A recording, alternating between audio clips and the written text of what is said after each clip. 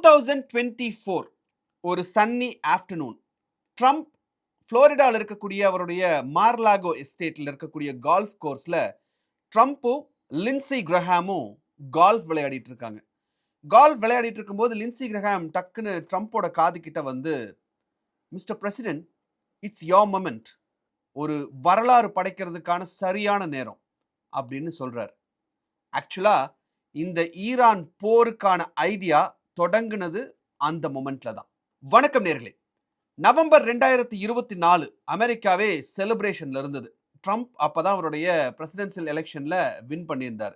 So ஃப்ளாரிடால அவருடைய மாரலாகோ estate golf கோர்ஸ்ல Lincy கிரஹாமும் ட்ரம்ப்பும் golf விளையாடிட்டு இருக்காங்க. விளையாடிட்டு இருக்கும்போது கிரஹாம் வந்து ரொம்ப கேர்ஃபுல்லா ட்ரம்ப் கிட்ட சொல்றாரு, மிஸ்டர் பிரசிடென்ட், நீங்க ஒபாமாவுடைய நியூக்ளியர் டீல, ஈரான் நியூக்ளியர் டீல கம்ப்ளீட்டா டெஸ்ட்ராய் பண்ணிட்டீங்க. பட் அது வெறும் ஃபர்ஸ்ட் ஸ்டெப் தான். இன்னும் அது கம்ப்ளீட்டா முடியல. ஈரான் ப்ராப்ளம் இன்னும் இருக்குல்ல.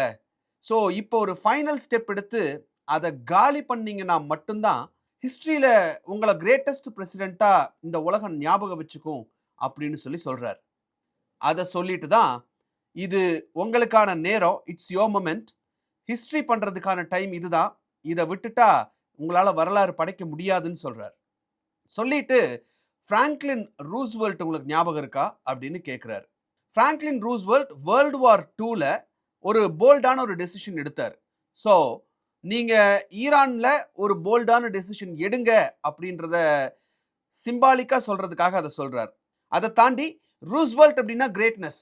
இப்போ அந்த கிரேட்னஸ் அப்படின்னா ட்ரம்ப்னு மாறணும், ட்ரம்ப்புக்கும் அது வேணும் அப்படின்ற ஒரு தாட் நல்லா இருக்குன்றத தெரிஞ்சுட்டு தான் அவர் இதை சொல்றார்.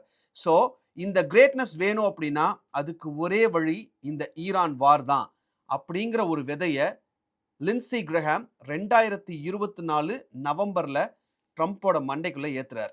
நான் சொல்றது கதை மாதிரி இருக்குல்ல, ஆக்சுவலா ஃபேக்ட் நடந்தது. இதை லின்சி கிரஹாமே ஒத்துக்கிட்டு இருக்கார். ஸோ இந்த விதை விதைக்கப்பட்ட 15வது மாசம் February 28, 2026 டெஹ்ரான்ல ஃபர்ஸ்ட் பாம்பு விழுது. ஆனா இந்த 15 மாசத்துல இந்த கால்ஃப் கோர்ஸ்ல பேசப்பட்டது மட்டும்தான் நடந்திருக்கா அப்படின்னு கேட்டா நோ, நிறைய விஷயங்கள் நடந்திருக்கு. லின்சி கிரஹாம் நிறைய இஸ்ரேல் ட்ரிப்ஸ் போயிருக்காரு. அங்க இருக்கக்கூடிய இன்டெலிஜென்ஸ் ஏஜென்சியை பார்த்திருக்காரு. நெதன்யாஹுக்கு கோச்சிங் கொடுத்திருக்காங்க. $28 மில்லியன் மணி லாபி நடந்திருக்கு. மீடியா மேனிபுலேஷன் நடந்திருக்கு. ஒயிட் ஹவுஸ் இந்த வார் வேண்டாம் அப்படின்னு அங்க இருக்கிறவங்க ரெசிஸ்ட் பண்ணியிருக்காங்க. எல்லாமே டாக்குமெண்ட் ஆயிருக்கு, எல்லாமே வெரிஃபைடு சோர்சஸ். கிரஹாமும் இது எல்லாத்தையும் பப்ளிக்கா ஒத்துட்டு இருந்திருக்காரு. ஸோ இன்னைக்கு நம்ம பார்க்க போறது கம்ப்ளீட்லி ஷாக்கிங் ஸ்டோரி கிடையாது, கம்ப்ளீட்லி ஷாக்கிங் ஃபேக்ட்ஸ். அந்த கால்ஃப் கோர்ஸ் கான்வர்சேஷனுக்கு அப்புறம் கிரஹாம் அதை நிறுத்தல, கண்டினியூ பண்றார். என்ன பண்றார் அப்படின்னா இஸ்ரேல் ட்ரிப்ஸ் போறார். கிரஹாம் இஸ்ரேலுக்கு மல்டிபிள் டைம்ஸ் டிராவல் பண்றாரு. அங்க போய் இஸ்ரேல் இன்டெலிஜென்ஸ் ஏஜென்சி மெம்பர்ஸை டைரக்டா மீட் பண்றாரு. இதை கிரஹாம் ஒத்துட்டு இருந்திருக்காரு. என்னன்னு சொல்லியிருக்காரு அப்படின்னா, they'll tell me the things our own government won't tell me. அதாவது நம்மளுடைய கவர்மெண்ட் என்கிட்ட சொல்லாத விஷயத்த இஸ்ரேலியுடைய இன்டெலிஜென்ஸ் பீப்புள் என்கிட்ட சொல்றாங்க அப்படின்றத அவரே ஒத்துட்டு இருந்திருக்காரு. Graham American senator. So senator அவருடைய ஓன் கவர்மெண்ட்டை விட ஃபாரின் கண்ட்ரியோடைய இன்டெலிஜென்ஸை ரொம்ப நம்பியிருக்கார். அடுத்தது நேத்தன்யாஹுக்கு கோச்சிங் கொடுத்துருக்காங்க. கிரஹாம் நேத்தன்யாஹுவை டைரக்டா மீட் பண்ணி நேத்தன்யாஹுக்கு ஸ்டெப் பை ஸ்டெப் கோச்சிங் கொடுத்துருக்காங்க. பெஞ்சமின் நேத்தன்யாஹு இஸ்ரேலோட பிரைம் மினிஸ்டர். ட்ரம்ப் கிட்ட எப்படி அப்ரோச் பண்ணணும், என்ன சொல்லணும், என்ன சொல்லக்கூடாது, என்னென்ன இன்டெலிஜென்ஸ் ரிப்போர்ட்டை காட்டணும், எதை எதை காட்டக்கூடாதுன்றத ஸ்டெப் பை ஸ்டெப் எக்ஸ்பிளைன் பண்ணி அவருக்கு கோச்சிங் கொடுத்துருக்காங்க. இதை அல் ஜசீரா ரிப்போர்ட்ஸ் கன்ஃபார்ம் பண்றாங்க. இதெல்லாம் முடிச்சுட்டு நேத்தன்யாஹுக்கு ட்ரைனிங் எல்லாம் கொடுத்ததுக்கு அப்புறம் நேத்தன்யாஹு ட்ரம்ப் கிட்ட ரொம்ப கேர்ஃபுல்லா செலக்ட் பண்ண இன்டெலிஜென்ஸ் ரிப்போர்ட்ஸை மட்டும் காட்டுறாரு. ட்ரம்ப் கன்வின்ஸ் ஆகுறாரு, இந்த வாருக்கு ஆத்தரைஸ் பண்றாரு. அங்கதான் ஃபர்ஸ்ட் பாம் இன் தெஹ்ரான் விழுது. ஸோ ஒரு ஃபாரின் பிரைம் மினிஸ்டர் அமெரிக்கன் செனேட்டரோட கோச்சிங்கோட அமெரிக்கன் பிரசிடென்ட்டை வாருக்கு கன்வின்ஸ் பண்ணியிருக்காங்க. மறுபடியும் சொல்றேன், இது எதுவுமே கதை கிடையாது. பொலிட்டிகோ அப்படின்ற அமெரிக்கன் டிஜிட்டல் நியூஸ் பேப்பருக்கு கிரஹாம் ஒரு இன்டர்வியூ கொடுத்துருக்காரு. அதுல ஆக்சுவலா ஒரு ஃபைட் இருந்தது, இந்த வார் போக வேண்டாம் அப்படின்னு ஒரு ஃபைட் இருந்தது. இஸ்ரேல் அவங்களே போய் அடிச்சுக்கிட்டுமே, நாம எதுக்கு இதுக்குள்ள போகணும் அப்படின்ற ஒரு சண்டை நடந்தது. நான் தான் mister president you want to have your finger prints on this அப்படின்னு ட்ரம்ப்பை இதுக்குள்ள இழுத்துட்டு வந்தேன்னே அவர் இன்டர்வியூ கொடுத்திருக்காரு. ஸோ இதுல அடுத்த விஷயம் என்ன பண்றாங்க அப்படின்னா, கிரஹாம் இஸ்ரேல்லாம் போய் எல்லாத்தையும் அரேஞ்ச் பண்ணிட்டு வந்துட்டாரு. ட்ரம்ப் கிட்ட எல்லாம் சொல்லியாச்சு, வார் நடத்துறதுக்கு முடிவு பண்ணியாச்சு. அடுத்தது என்ன பண்றாங்கன்னா, மீடியா மொகல்ஸை மீட் பண்றாங்க. மீடியால பெரிய பெரிய ஆட்களை மீட் பண்றாங்க. அதுல குறிப்பா இருக்கக்கூடியவர் ரூபர்ட் மர்டாக். ரூபர்ட் மர்டாக் கூட சேர்ந்துட்டு கிரஹாமும் அவருடைய ஓன் மீடியா டீம் என்ன பண்றாங்க அப்படின்னா, அதுல 2 பேர் குறிப்பானவங்க. ஒன்னு ஜாக், இன்னொன்னு mark.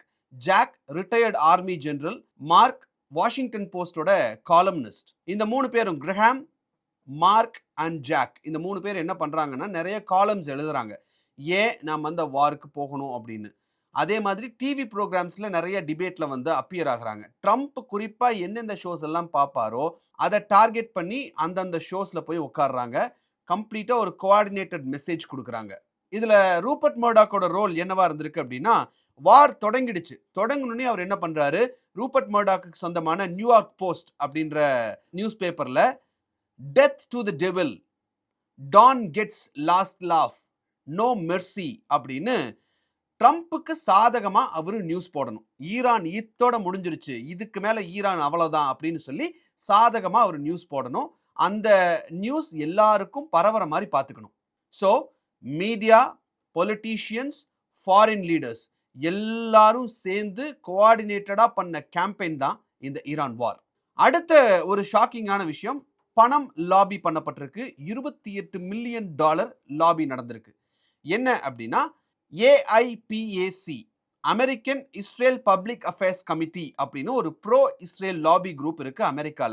The most powerful foreign policy lobby group இது. 2025-26 டைம்ல ஒரு $28 மில்லியன் காங்கிரஸ் மெம்பர்ஸ்க்கு கேம்பெயினுக்கு இவங்க கொடுத்திருக்காங்க.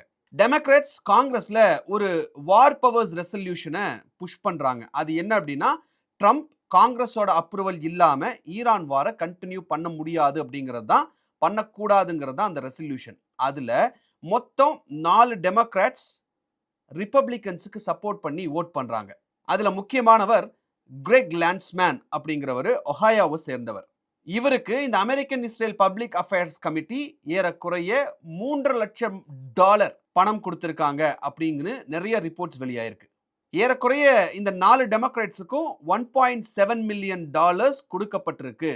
அதை பேஸ் பண்ணி தான் அவங்க ரிப்பப்ளிகன்ஸுக்கு சப்போர்ட் பண்ணியிருக்காங்க அப்படிங்கிறது தான் வெளியில வந்திருக்கிற செய்தி. ஸோ இந்த American Israel public affairs committee அப்படிங்கிறது புதுசா அப்படின்னு பார்த்தா கிடையாது. இதே விஷயத்துல ரொம்ப கவனமா ரொம்ப வருஷமா வேலை பார்த்துட்டு இருக்காங்க. 2015ல ஈரான் நியூக்ளியர் டீல், இதை தடுக்கிறதுக்கு $40 மில்லியன் செலவு பண்ணி நிறைய அட்வர்டைஸ்மெண்ட் போட்டு இந்த டீலுக்கு எகெயின்ஸ்டா நிறைய அட்வர்டைஸ்மெண்ட்ஸ் எல்லாம் பண்ணியிருக்காங்க. 23 ஸ்டேட்ஸ்ல ஆட்ஸ் கொடுத்திருக்காங்க.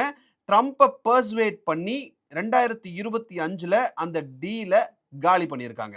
இதுல முக்கியம் என்ன அப்படின்னா, ஈரான் வந்து ஃபுல் கம்ப்ளைன்ஸ்ல இருந்தது. நாங்க வந்து அக்ரிமெண்ட் சைன் பண்ணியிருக்கோம், அதனால நாங்க அந்த யுரேனியம் என்ரிச்மெண்ட்டை பண்ண மாட்டோம் அப்படின்றதுல ரொம்ப கண்டிப்பா ஈரான் இருந்தாங்க. ஆனா ட்ரம்ப் வந்து இந்த இது செல்லாது, இவ்வளவு முட்டாள்தனமான டீல் நான் பார்த்ததே இல்லை அப்படின்னும் ஈரான் உண்மையிலேயே கடுப்பாயிட்டாங்க. அதே சமயம் international atomic energy agency Iran வந்து கரெக்டா தான் இருக்காங்க, அவங்க சொன்ன மாதிரி கரெக்டா தான் இருக்காங்க, அவங்க என்ரிச்மெண்ட் எதுவும் பண்ணல அப்படின்னு சொல்லியும் அந்த டீல் டெஸ்ட்ராய் பண்ணப்பட்டது. அதோட அவங்க நிறுத்தல, தொடர்ந்து சிஸ்டமேட்டிக் கேம்பெயின், ஈரானை ஒரு எனிமியா பாயிண்ட் பண்றதுக்கு என்னென்ன கேம்பெயின்ஸ் பண்ணணுமோ அதை அந்த அமைப்பு தொடர்ந்து பண்ணிட்டே தான் இருந்திருக்காங்க. சரி, இவ்வளவு நடந்துட்டு இருக்கே, ஒயிட் ஹவுஸ்க்குள்ள இதுக்கு எதிர்ப்பு இல்லையா அப்படின்னு கேட்டா அங்கேயும் இருந்திருக்கு. ஜேடி வான்ஸ் இந்த வார்ல நம்ம கவனமா இருக்கணும், இது தேவையில்லாத விஷயம் அப்படிங்கிற ஒரு தாட்ல தான் அவரும் இருந்திருக்காரு. Secretary of state Marco Rubio அவரும் இதே தாட்ல தான் இருந்திருக்காரு. ட்ரம்ப்புடைய க்ளோசஸ்ட் அட்வைசர்ஸ் அவங்களுக்கு இந்த வார் நம்ம போகிறது தப்புன்னு தெரியும், ஆனால் யாரும் அவர்கிட்ட டைரெக்டாக சொல்லலை. பிகாஸ் சொன்னால் ப்ராப்ளம் ஆகிட்டா அவங்களுடைய பொலிட்டிக்கல் கேரியர் கம்ப்ளீட்டாக காலி ஆகிடும். அதனால் அதை யாரும் பேசலைன்றாங்க.